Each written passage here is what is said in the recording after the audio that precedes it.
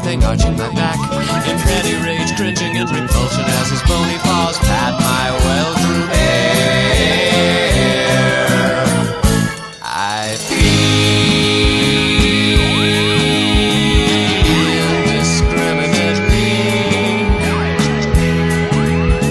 I know God abhors his measured life, the catatonic hours of beaming, long and sexless nights, the tragedy of dry food.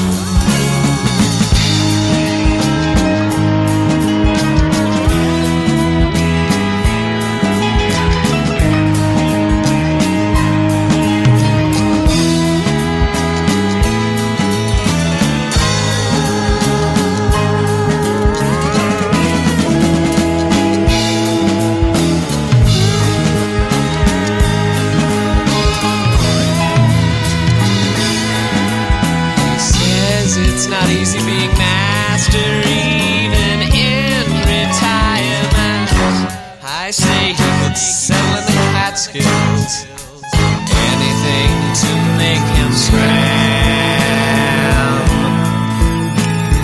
Purposely senile, God forgets his catechism daily. At night I